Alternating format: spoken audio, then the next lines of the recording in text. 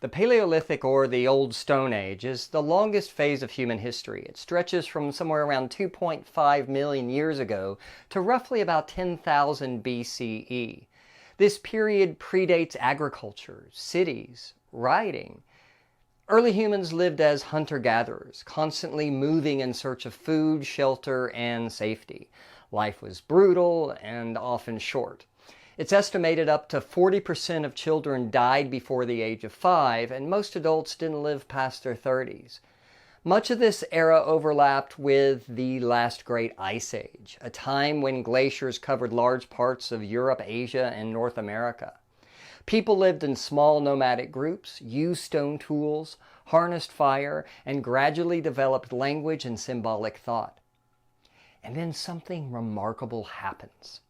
At one point, before about 50,000 years ago, there were no pictures, no drawings, no carvings, no painted animals on cave walls.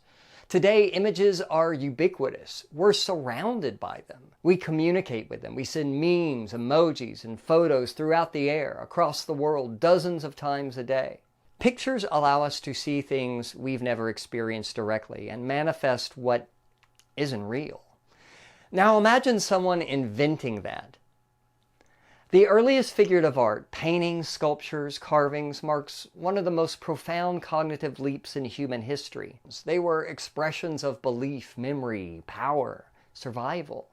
Through them, we glimpse just not how early humans lived, but how they thought. So, now that humans could make pictures of things, what kinds of things did they make? Well, they mostly made images of what they knew, and what they knew were animals. From mammoths, to boars, to bison, to wild horses. The earliest cave paintings are full of the creatures that shaped early man's environment. But it wasn't just animals. Alongside them we find abstract signs, dots, zigzags, grids, geometric symbols. These marks appear repeatedly in different locations and may have held symbolic meaning or even functioned maybe as early memory aids. Still, their exact purpose remains mysterious. What's especially striking is how rare human images are. While animals are rendered in detail, humans appear only occasionally, and when they do, they're often highly simplified, partial, or combined with animal features. It's as if the human form was either too sacred or too complicated to depict fully. We also find handprints, especially negative stencils, where pigments were blown or spit around the hand pressed against the wall. These also appear around the globe, and while their meaning isn't fully understood, some interpret them as personal marks or ritual symbols, an early form of saying, I guess, I was here. But why the focus on animals? You know, a common joke in archaeology and art history is that when researchers don't understand something, we just say it had spiritual meaning. And that is often a very lazy answer. You know, sometimes it might be true. But because we're dealing with prehistory, we don't have text to guide us. We don't know what these artists were thinking. But even without written explanation, we can tell these animal images mattered. Whatever their purpose, they were not casual. At Lascaux, the image of the giant bull in the Hall of the Bulls is over 17 feet long, closer to life size. This was not casual mark making. This required effort, planning, serious physical commitment. And this wasn't the only image like this. The cave at Lascaux contains over 600 painted figures and roughly 1,500 engravings. The artists used charcoal, red and yellow ochre, manganese, and ground minerals. They applied them with fingers, primitive brushes, or blowing pigment through hollow bones. And sometimes they even used the contours of the cave walls to give their paintings a 3D sense of depth and motion. These aren't just mere decorations. They were acts of communication, memory, and meaning-making. Now, most Paleolithic cave paintings show isolated animals with little context or interaction. But deep within Lascaux, in a shaft beneath the main galleries, there is a striking exception, an image that appears to depict a narrative scene. The composition shows a large bison, wounded and disemboweled, its intestines spilling from its body.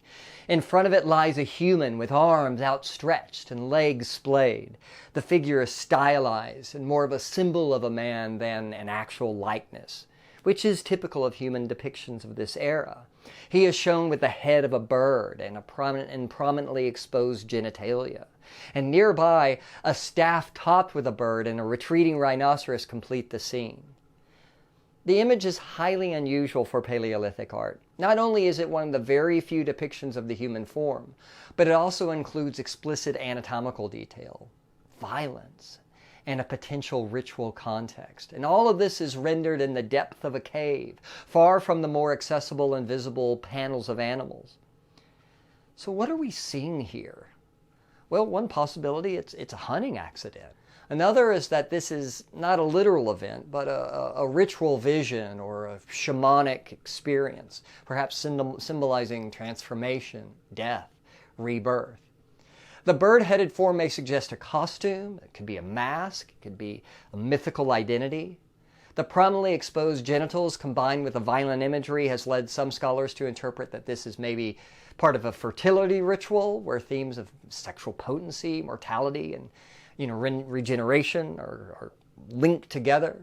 Others have proposed that this could be a narrative myth, now lost to time. A story once passed through oral tradition, recorded here in symbolic form. But whatever the case, this image stands out as a rare moment where human experience is central, not peripheral, in early Paleolithic art. It shows us that these artists weren't just representing the animals around them. They were also grappling with their own identity, themes of sexuality, death, the mysteries of existence. And one of the most striking things about Paleolithic paintings is not just what they depict, but where they're located. These images aren't found at the cave entrance or in well-lit, easily accessible areas. Instead, they are often placed deep within cave systems, sometimes hundreds of feet from natural light. They were made in spaces that were completely dark, and the artist would have worked by torchlight or by the flickering glow of animal fat lamps. In many cases, the locations are difficult to reach, requiring visitors to crawl, descend narrow shafts, or navigate tight, winding passages. At Lascaux, for example, the image of the bird-headed man is painted in a shaft nearly 20 feet below the main gallery, and it's accessible only by climbing down through a narrow vertical drop. Some of these chambers contain the remains of fire pits used to light the space or perhaps to create ritual atmosphere.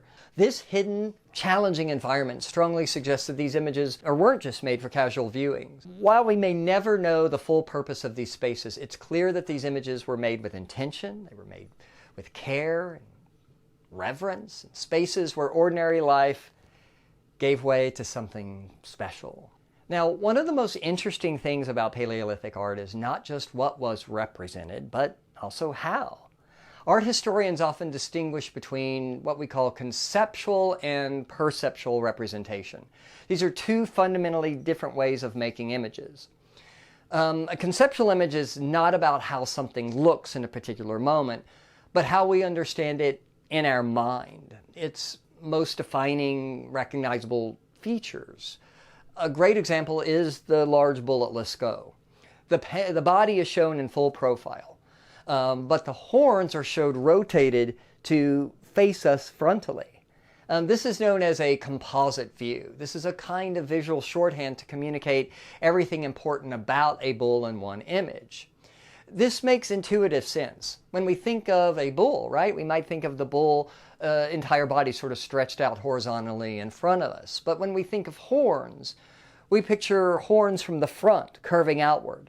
That's how we conceive of them, picturing them in our minds. So that's how they're drawn.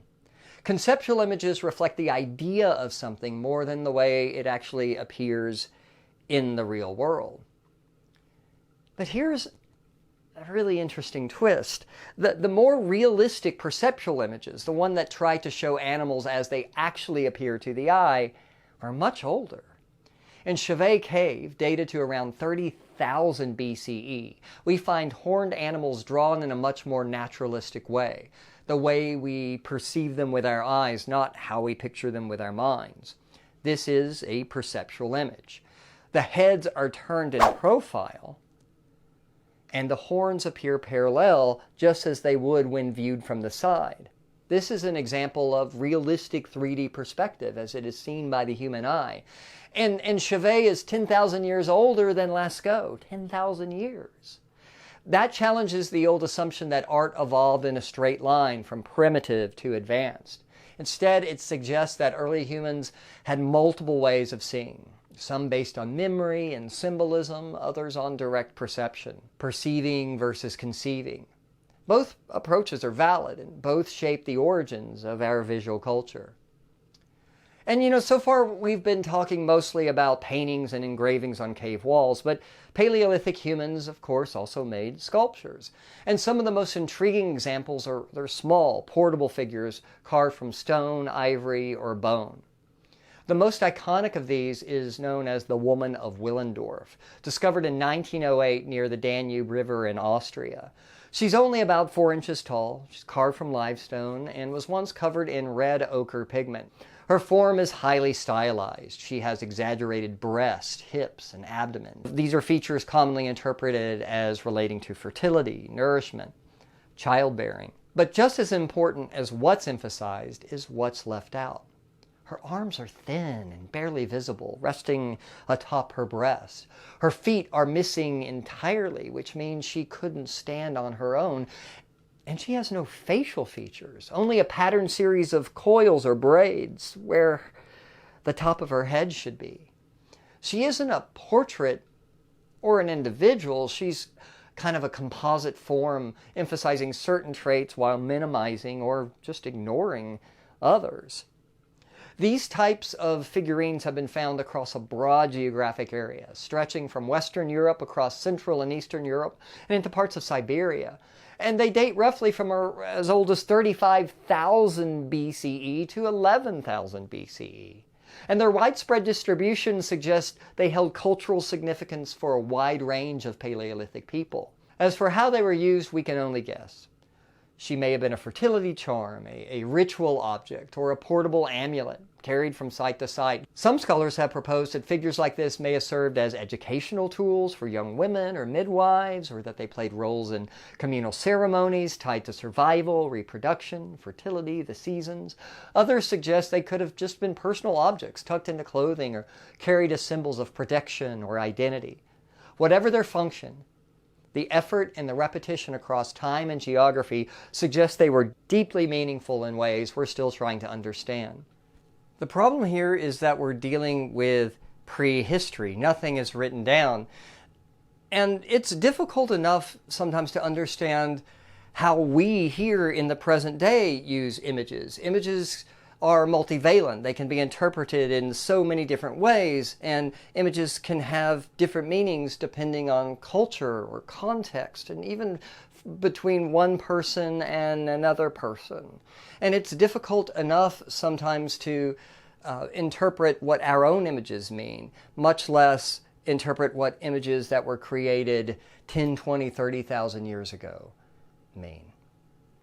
Another interesting concept here, guys, is objects that we make or images that we carry around, we might simply do so simply because we like them, right? How many of you have a picture in a room, an office, a bedroom that really has no sort of special meaning? You don't relate it to family or friends or an important event in your life, maybe not a religious belief or anything like that, but you like it. It's important to you because of the way it makes you feel. And so trying to figure out what an image means, even when we're talking about ourselves, sometimes is an incredibly difficult task. So Paleolithic art, whether painted on cave walls or carved into portable figures, is the earliest visible sign of human imagination. These weren't just decorations, they were acts of meaning, rooted in survival, belief, identity. Early humans made choices, what to depict, how to show it, and where to leave it. And while we may never fully know what these artists intended, one thing was clear. They were thinking and creating a visual language that still speaks to us millennia later. That's all I have for you today, guys. Thanks for joining me, and don't forget to hit like and subscribe.